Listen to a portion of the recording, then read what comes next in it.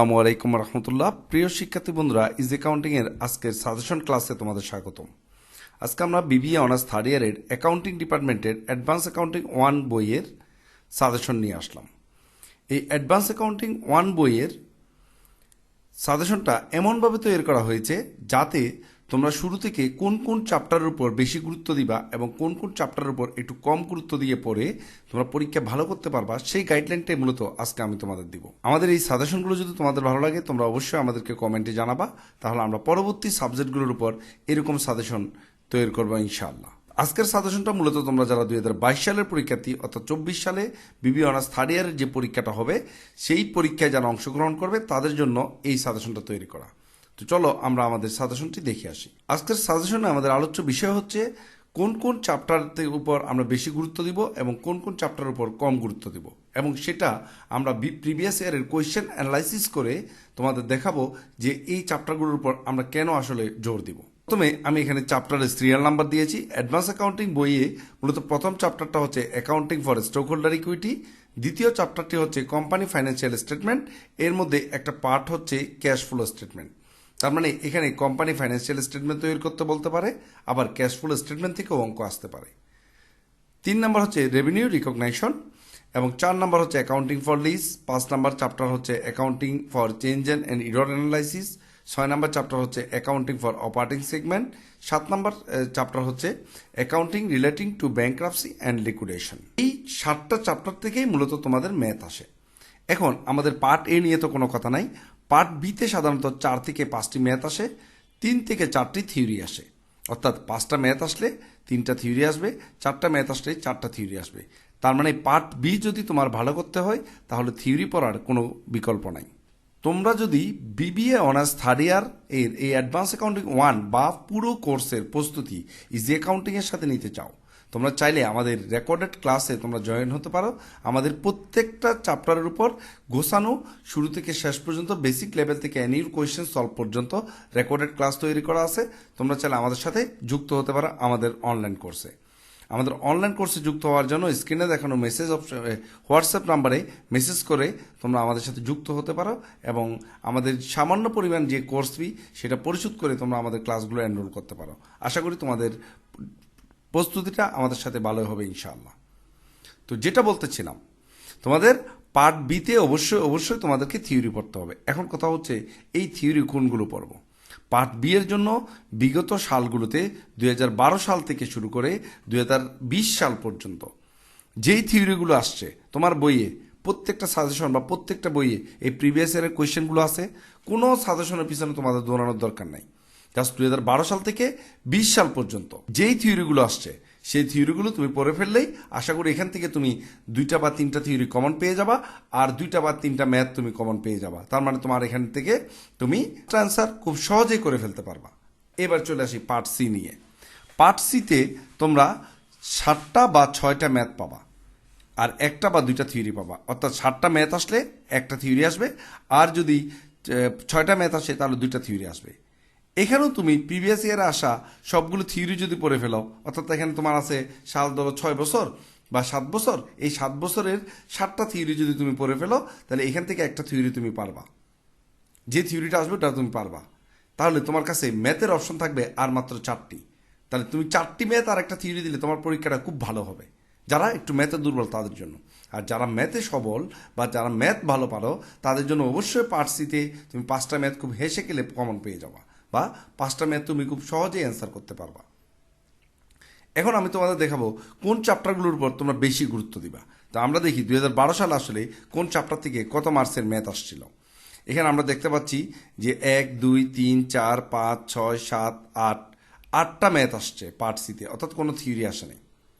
Part সিতে কোনো theory আসে না, প্রত্যেকটা চ্যাপ্টার থেকে ম্যাথ আসছে। আর পার্ট বিতে আসছে 4টা ম্যাথ। তো 12 সালে পার্ট বি সিতে কোনো থিওরি আসে না, তার মানে এখানে খুব সহজেই 5টা ম্যাথ তুমি কমন পেয়ে গেছো। এবার 13 সালে আমরা দেখতে পাচ্ছি পার্ট 1 নম্বর চ্যাপ্টার থেকে কিন্তু 24 মার্কস, অর্থাৎ পার্ট সিতে 2টা ম্যাথ আসছে, আর এখান থেকে প্রত্যেকটা চ্যাপ্টার থেকে একটা করে ম্যাথ আসছে। 14 সালে গিয়ে আমরা দেখতে পাচ্ছি রেভিনিউ রিকগনাইশন থেকে 24 মার্কস আসছে, আর বাকিগুলো থেকে একটা করে ম্যাথ আসছে। এখানে আমাদের একটা চ্যাপ্টার মিসিং হয়ে গেছে, যে 5 নাম্বার চ্যাপ্টারটা মিসিং ছিল, এখান থেকে কোনো ম্যাথ আসেনি। 2015 সালে এখানেও রেভিনিউ রিকগনাইজেশন থেকে মূলত 24 মার্কসের কোয়েশ্চেন হচ্ছে, তো 2টা ম্যাথ আসছে। তার মানে আমরা দেখতে পাচ্ছি রেভিনিউ রিকগনাইজেশন থেকে পার্ট সিতে 2টা ম্যাথ আসে প্রায় সময়। আর বাকি চ্যাপ্টারগুলো থেকে এখানে আমাদের কি 10 করে নাম্বার আসছে। এখানে আমাদের পার্ট সিতে কোম্পানি ফাইন্যান্সিয়াল স্টেটমেন্ট থেকে আসে নাই, আবার এখানে লিস্ট থেকেও কোনো ম্যাথ আসে নাই। 16 সালে আমরা দেখতে পাচ্ছি রেভিনিউ রিকগনাইজেশন থেকে তাও 2টা পার্ট সিতে ম্যাথ আসছে। আর এখানে পার্ট 16 সালে পার্ট সিতে 1 নাম্বার চ্যাপ্টার থেকে কিন্তু আসে নাই, ঠিক আছে। আর বাকি চ্যাপ্টারগুলো থেকে একটা করে ম্যাথ আসছে।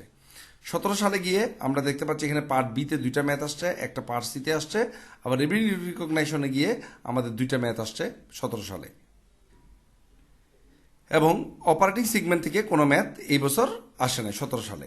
18 সালে এখানে আমরা দেখতে পাচ্ছি যে পার্ট বিতে 2টা ম্যাথ আর একটা আসছে আমাদের 18 সালে একটা পার্ট সিতে আসছে।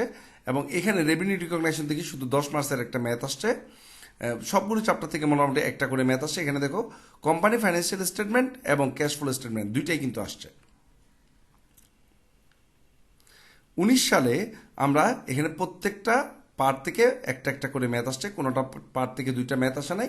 ক্যাশ ফ্লো স্টেটমেন্ট এখানে পার্ট সিতে আসে নাই, আর সবগুলো থেকে একটা একটা করে ম্যাথ আসছে। 20 সালও সেম একটা করে প্রত্যেকটা চ্যাপ্টার থেকে একটা করে 10 মার্কসের ম্যাথ বা পার্ট সিতে ম্যাথ আসছে। পার্ট বিতে এখান থেকে প্রত্যেকটা থেকে আসে নাই, 1 নাম্বার চ্যাপ্টার থেকে আসছে, ক্যাশ ফ্লো থেকে একটা আসছে, 4 নাম্বার চ্যাপ্টার থেকে আসছে, আবার 6 নাম্বার চ্যাপ্টার থেকে আসছে। এবার 21 সালে কি হয়েছে, 21 সালে আইসা একটু ট্রেডিশন চেঞ্জ হয়েছে, ভালো করে খেয়াল করে।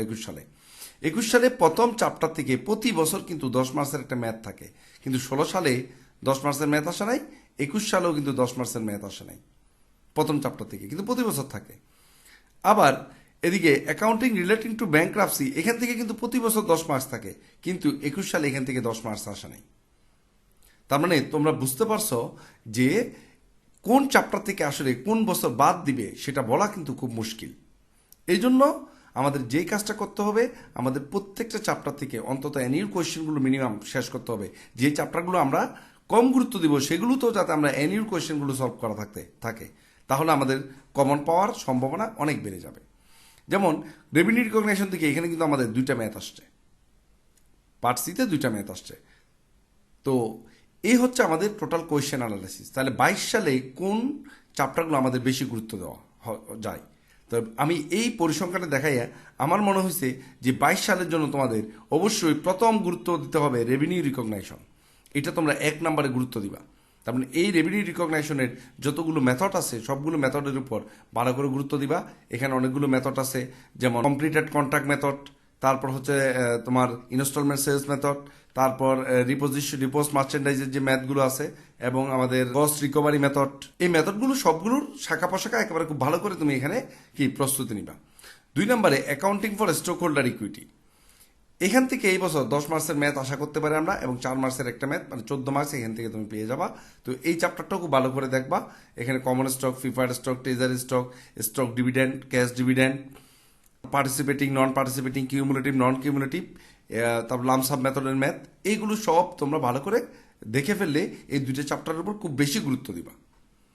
3 নম্বরে আমরা গুরুত্ব দিব accounting relating to bankruptcy liquidation. যেহেতু গত বছর 10 মার্কস আসে নাই, কোনো বছর মিস হয় নাই, এবছর অবশ্যই এখান থেকে 10 মার্কস থাকবে, 4 মার্কসেরও একটি ম্যাথ থাকতে পারে। তার মানে এই চ্যাপ্টারটাও খুব বেশি গুরুত্ব দিবা। তার মানে প্রথম এই 3টা চ্যাপ্টার 1, 3, 7, এই 3টা চ্যাপ্টার অবশ্যই তোমাকে গুরুত্ব দিয়ে পরীক্ষার হলে যেতে হবে। এরপর এখান থেকে আরেকটু কম গুরুত্বপূর্ণ যেটা, সেটা হচ্ছে অ্যাকাউন্টিং ফর লিজ। 3 নম্বরের পরে গিয়ে তুমি যদি মনে করো আরো দরকার আমার ভালো প্রিপারেশন, তখন তুমি আবার কি অ্যাকাউন্টিং ফর লিজ দিয়ে 4 নম্বরের গুরুত্ব সহকারে তুমি এখানে অ্যাকাউন্টিং ফর লিজটা দেখবা ভালো করে। এক্ষেত্রে তোমরা অ্যাকাউন্টিং ফর লিজের প্রিভিয়াস ইয়ারের কোয়েশ্চেনগুলো ভালো করে যদি করতে পারো, আশা করি এখান থেকে এই কনসেপ্ট থেকে তোমরা কমন পেয়ে যাবা। 5 নম্বরে তুমি যাবা কোম্পানি ফাইন্যান্সিয়াল স্টেটমেন্ট, অর্থাৎ কোম্পানির আর্থিক বিবরণ। এটা 5ম নাম্বার গুরুত্ব সহকারে তুমি দেখবা। 6 নম্বরে তোমার accounting for operating segment. Accounting for operating segment, এখান থেকে 10 মার্কসের ম্যাথ খুব কম আসতে পারে, তবে এখানে তুমি পার্ট বি এর জন্য অবশ্যই এটা গুরুত্ব দিতে হবে। 7 নম্বরে তুমি গুরুত্ব দিবে accounting for changes in error analysis. এটাকে আমরা কেন 7 নম্বরে দিচ্ছি, কারণ এখান থেকে প্রায় ম্যাথ আসে, বাট এখান থেকে কোন টাইপের ম্যাথ আসবে তুমি জানো না। তবে এখান থেকে একটা ব্যাপার হচ্ছে প্রিভিয়াস ইয়ারের কোয়েশ্চেন হুবহু কমন চলে আসে। তো accounting for changes error analysis থেকে তুমি শুধু প্রিভিয়াস ইয়ারের ম্যাথগুলো যদি করে যাও তাহলে তোমার জন্য যথেষ্ট। এই জন্য আমরা এটাকে 7 নম্বরে রাখছি। তারপর আছে ক্যাশ ফ্লো স্টেটমেন্ট। গত বছর যেহেতু ক্যাশ ফ্লো স্টেটমেন্ট আসছে, আমরা বলতে পারি এই বছর নাও আসতে পারে ক্যাশ ফ্লো স্টেটমেন্ট, তবে পার্ট বি এর জন্য 4 মাসের ক্যাশ ফ্লো স্টেটমেন্টের ম্যাথগুলো তোমরা একটু দেখে যাবা। এইভাবে যদি গুরুত্ব দিয়ে তোমরা পুরো অ্যাডভান্স অ্যাকাউন্টিং ওয়ানটা যদি তোমরা প্রিপারেশন নিতে পারো, তাহলে আশা করি তোমাদের পরীক্ষাটা খুবই ভালো হবে এবং তোমাদের হলে গিয়ে বসে থাকতে হবে না। তো ধন্যবাদ সবাইকে আমাদের সাথে থাকার জন্য এবং আমাদের এই ক্লাসটি দেখার জন্য। তাহলে তোমরা আমাদের এই যে লাল কালি দিয়ে যে চ্যাপ্টারগুলোকে আমরা সিরিয়াল করেছি 1, 2, 3, এগুলো গুরুত্ব সহকারে এইভাবে সিরিয়ালে তোমরা রিভিশন দিতে থাকবা। ধন্যবাদ সবাইকে।